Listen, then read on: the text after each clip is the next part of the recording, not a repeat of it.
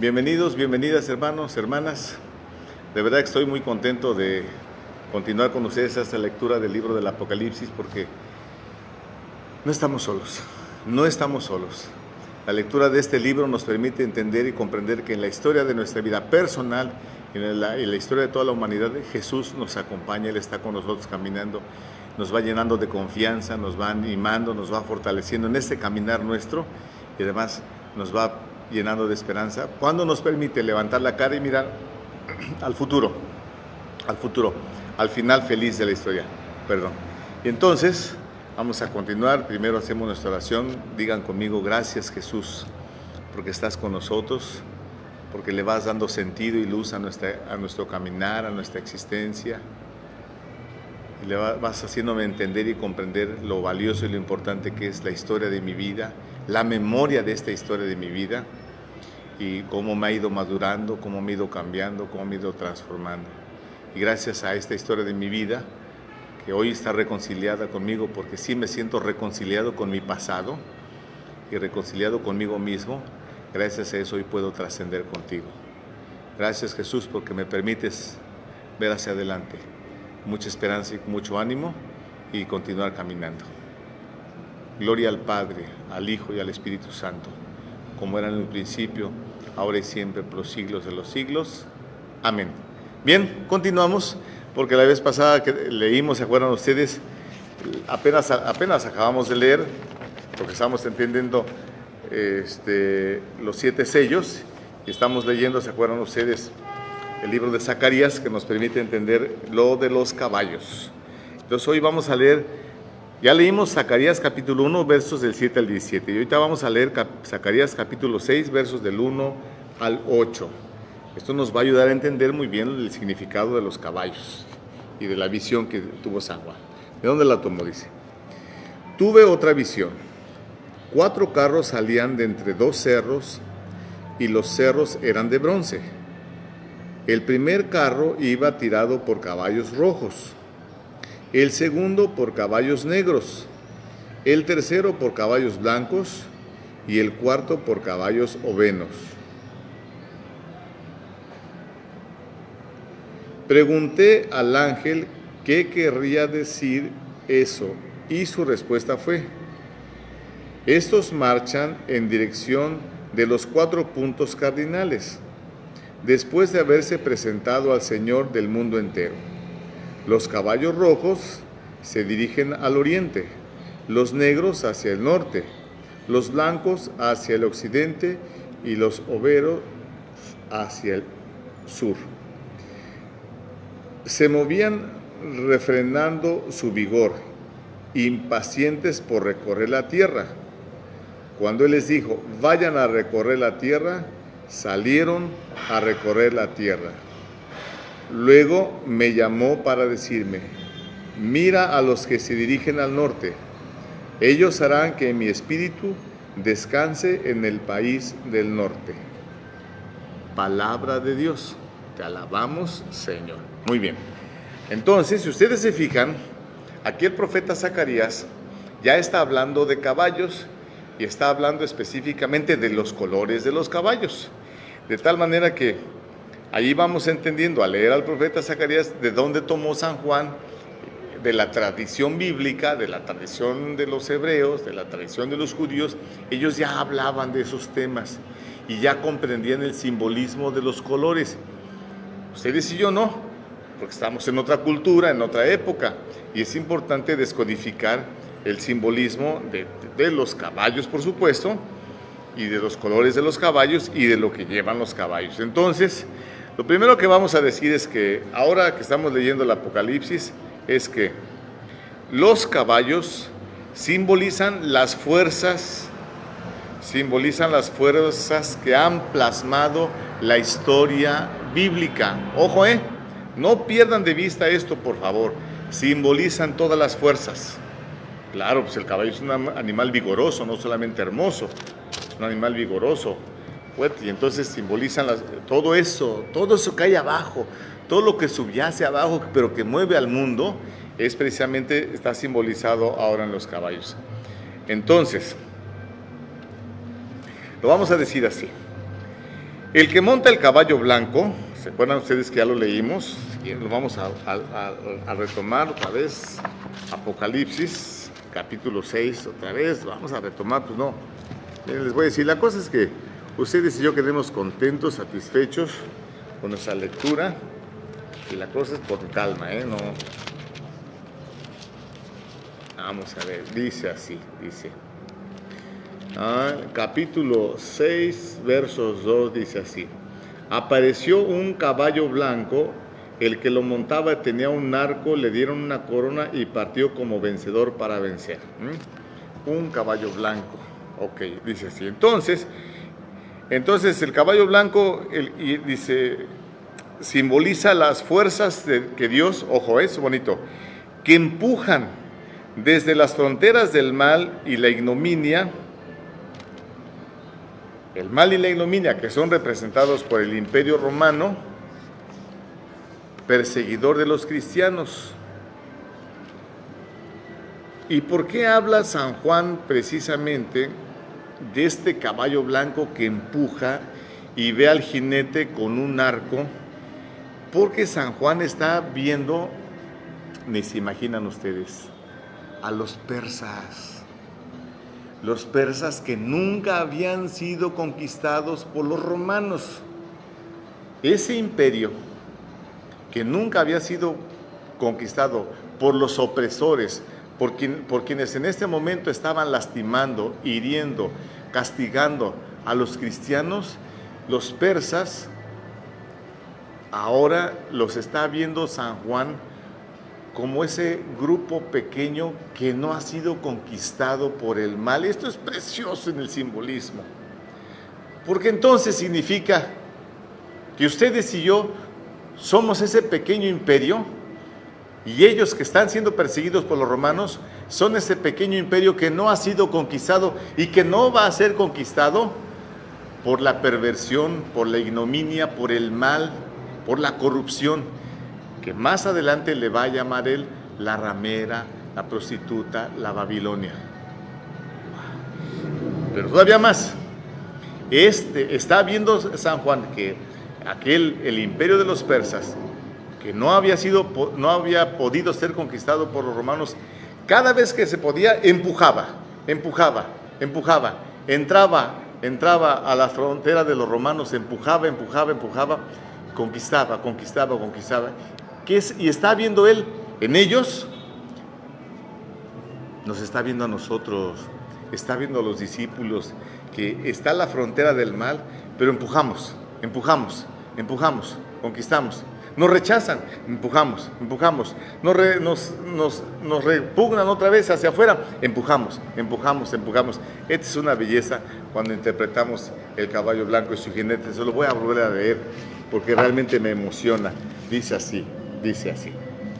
Apareció un caballo blanco, el que lo montaba tenía un arco, le dieron una corona y partió como vencedor y para vencer. Esta es una chulada. O sea, él está viendo a aquel imperio que no puede ser conquistado, realmente está hablando de sí mismos y está hablando también de nosotros. Dice, y le dieron una corona, partió como vencedor y para vencer. Usted y yo hemos partido como vencedores y para vencer. Esta es una chulada. Por eso leer el Apocalipsis nos llena de confianza y de esperanza.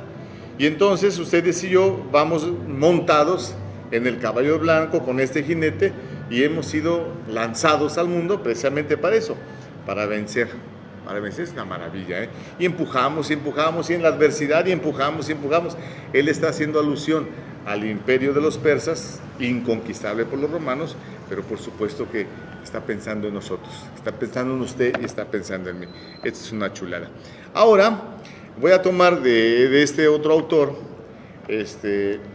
la lectura del simbolismo de los colores que hay aquí en el Apocalipsis, porque eso nos va a ayudar a entender mucho más. Entonces, vamos a empezar. ¿Cuál es el simbolismo del color blanco?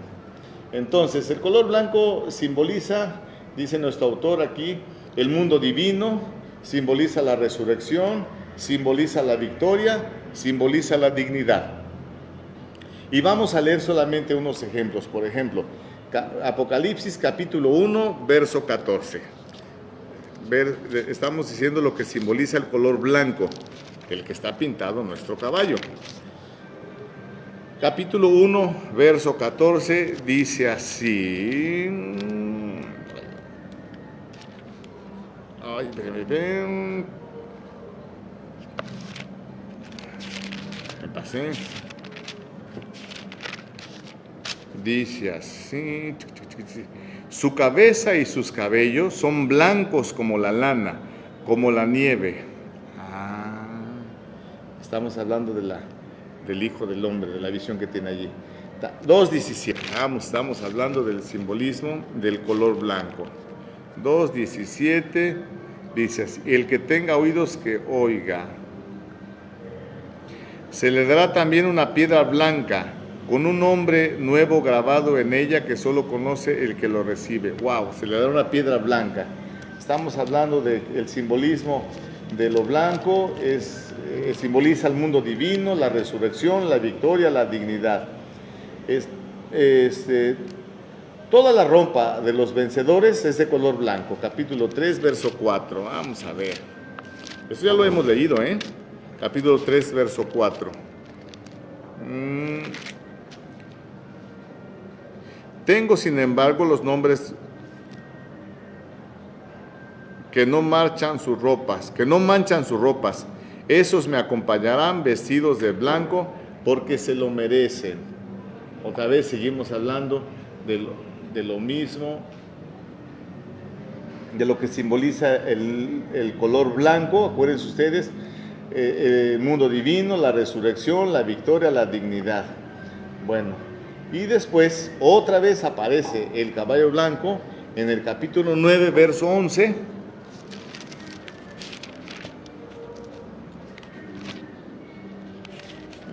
Lo estoy leyendo aquí, dice así: tienen un rey, el ángel de la... pero esto no, pero ¿dónde voy? En el capítulo 9, verso 11. Aquí ya me confundí, pero vamos a brincándonos. Y después, capítulo 19, verso 14. Estamos hablando del simbolismo del color blanco. 19:14. Dice así: los siguen los ejércitos del cielo en caballos blancos, vestidos con ropa de lino de radiante blancura. Otra vez, 14:14. Vamos a ver 14:14, que simboliza el color blanco. Esta es una chulada, 14:14. Y dice así, aquí, continuó la visión, apareció una nube blanca y sentado sobre esa nube como un hijo del hombre que llevaba una corona de oro en la cabeza y una hoz afilada en la mano. Una nube blanca. 20:11, y ya es lo último, estamos hablando del simbolismo del blanco. 20:11 dice así: luego vi un trono grande y espléndido y a uno que estaba sentado en el cielo y en la tierra huyeron al verlo sin que quedaran huellas de ellos. Un trono grande y espléndido, cuando habla del esplendor, pues de la blancura, de lo que brilla. Entonces, estamos hablando del caballo blanco y de todo lo que simboliza lo blanco. Ahora vamos con el color negro, porque estamos ahí, tocamos un caballo color negro. El negro significa desgracia y miseria, así como lo acabamos de leer en el capítulo 6, verso 5. Y en el capítulo 6, verso 12, vamos a ver, en el capítulo 6, verso 12, dice una cosa bonita que les va a gustar, porque dice así, lo que simboliza el color negro. Dice: y mi visión continuó. Cuando el Cordero abrió el sexto sello, se produjo un violento terremoto. El sol se puso negro como vestido de luto. ¡Wow! El sol se puso negro. Estamos diciendo que significa desgracia, significa miseria. El color rojo. El color es el color de la sangre, el color de lo sanguinario, de la violencia. Leemos que en el Apocalipsis aparece aquí un caballo color rojo. Y el rojo significa precisamente sangre, violencia, guerra, todo lo que conlleva eso. Capítulo, vamos a ver, capítulo 9, verso 17. Ah, caramba, se pone bueno, Capítulo 9, verso 17, que dice así: Así vi a los caballos y a los que los montaban. Tenían corazas color fuego, jacinto y azufre. Las cabezas de los caballos son como cabezas de leones, y de sus bocas sale fuego, humo y azufre. Ah, caray, se pone feo, ¿verdad? Se pone de manera violenta y sanguinaria. Y el dragón rojo, 12:3. Vamos a ver, 12:3. Dice, apareció también otra señal, un enorme dragón rojo con 7 cabezas y 7 cuernos. Entonces, el blanco simboliza lo divino, la resurrección, la victoria, la dignidad. El negro, la desgracia, la miseria. El rojo, el poder sanguinario, todo lo que tenga que ver con sangre, con violencia. Y el verde, pues, obviamente, les quiero decir una cosa, el verde significa la muerte porque es el color de los cadáveres. Cuando conforme van en estado de putrefacción, se ponen como verduzcos. Bueno, pues se simboliza la muerte. Y el verde es precisamente ese, el caballo verde, el caballo de la muerte. Ok, vamos a ver. Retomamos, vamos así, ahora sí vamos bien tendidos. Entonces, ya vimos lo que simboliza el primer caballo con el jinete. Esto es hermoso. Ahora vamos con los 3 caballos que representan, según los colores que acabamos de leer, sí, representan la guerra, el hambre, las epidemias y las plagas. Entonces, en el plan de Dios están estas fuerzas, ojo, están todas estas fuerzas que retan a los salvados. Entonces, obvio, entonces para usted y para mí, las adversidades de los acontecimientos, lo que nos va pasando, son un reto. ¿Un reto a qué? Un reto a tu capacidad, un reto a tu inteligencia, un reto a tu fuerza, un reto a tu valor, un reto a tu vida, pues. Todo lo que nos está pasando es un reto. Lo que me está pasando en este momento es un reto. Eso es importante. Y por supuesto, este reto significa muerte para quienes no creen, desgracia y dolor para quienes no creen, pero significa salvación para quienes sí creen. Acuérdense ustedes de lo que ya les he insistido anteriormente. Yo soy capaz de reconciliarme con mi pasado, soy capaz de perdonar mi pasado, soy capaz de asumir mi pasado y entonces soy capaz de redimir mi existencia. Soy capaz de darle sentido a lo que me haya sucedido, no importa por difícil que sea, porque yo sé, porque yo entiendo que eso que me pasó ha sido para mi bien. Por supuesto, ustedes a cada rato dicen, no hay mal que por bien no venga. Bueno, pues es eso, algo bueno, mucho de bueno tengo que extraer. Acuérdense ustedes, extraer, revalidar y promover de toda clase de mal el bien posible. Bueno, pues es lo que nos quiere decir Juan con eso que estamos diciendo. Bien, ahora, ya que estamos hablando de todas estas cosas, acuérdense ustedes, la adversidad significa la muerte para uno, sí es cierto, pero significa también la muerte para otros.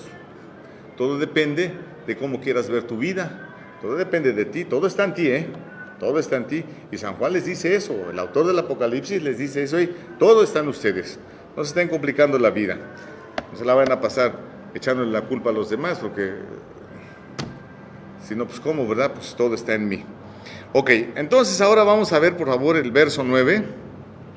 Estamos leyendo capítulo 6, verso 9. ¿A dónde vamos? Porque esto se pone chulada, El quinto sello dice: Cuando abrió el quinto sello, divisé debajo del altar las almas de los que fueron degollados a causa de la palabra de Dios y del testimonio que les correspondía dar.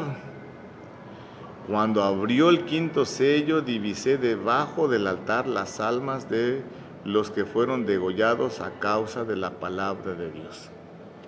Debajo del altar, debajo del altar. Y esto es precioso.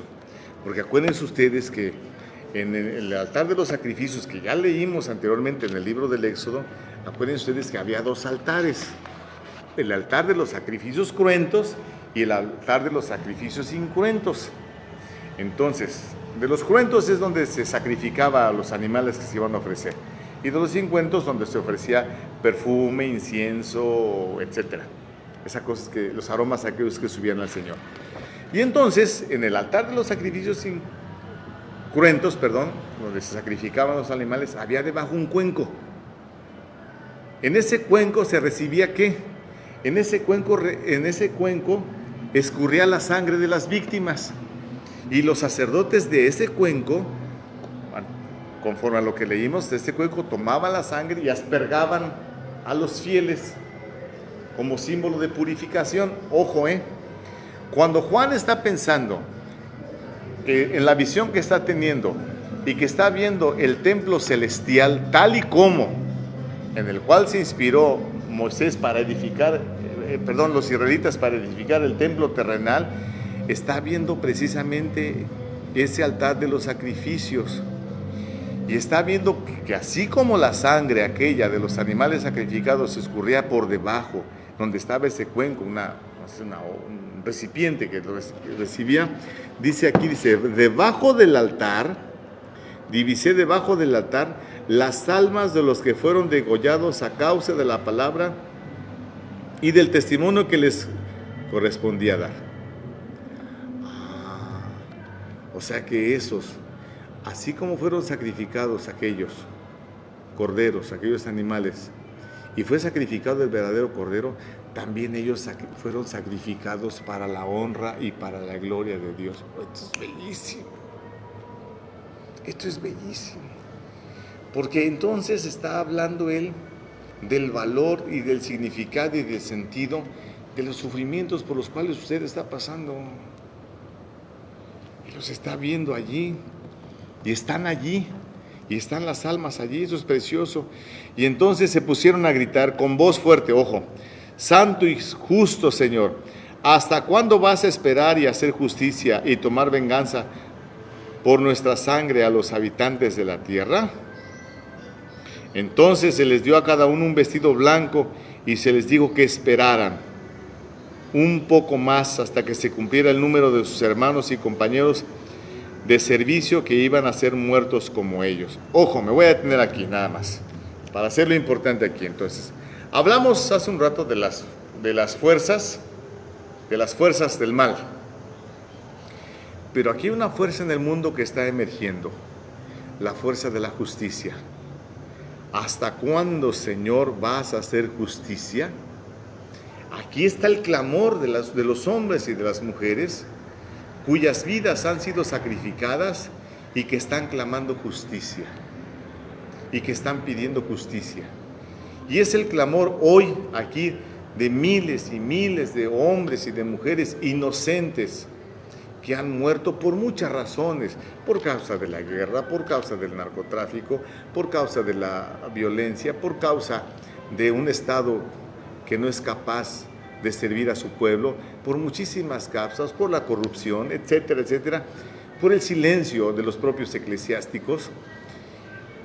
Y esas almas están clamando justicia. Esto es precioso, porque entonces quiere decir que quedan las fuerzas, en las fuerzas del mundo.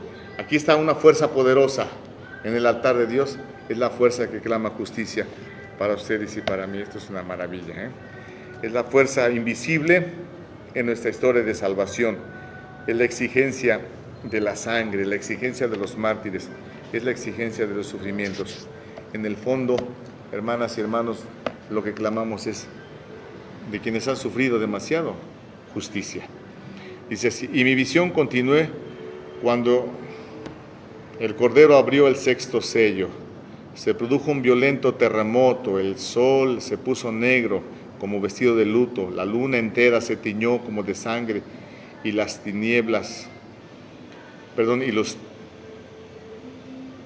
y las estrellas del cielo cayeron a la tierra como una higuera deja caer sus higos verdes al ser agitados por el huracán. El cielo se replegó como un pergamino. Sí, es cierto. Todo cambia, todo cambia. Cuando yo le doy sentido a mi vida, a mis sufrimientos, a mi pasado, todo cambia. Estamos diciendo que aquí todo se movió. todo se movió porque todo se está moviendo.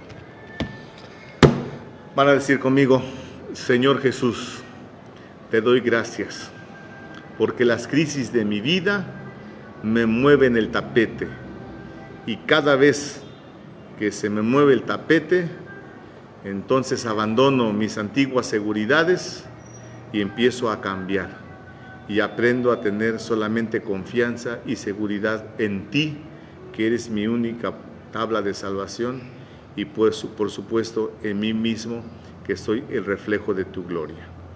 Amén. Digamos juntos: gloria al Padre, al Hijo y al Espíritu Santo, como era en el principio, ahora y siempre, por los siglos de los siglos. Amén. Que el Señor los bendiga. Gracias, muchas gracias. En el nombre del Padre, del Hijo, del Espíritu Santo.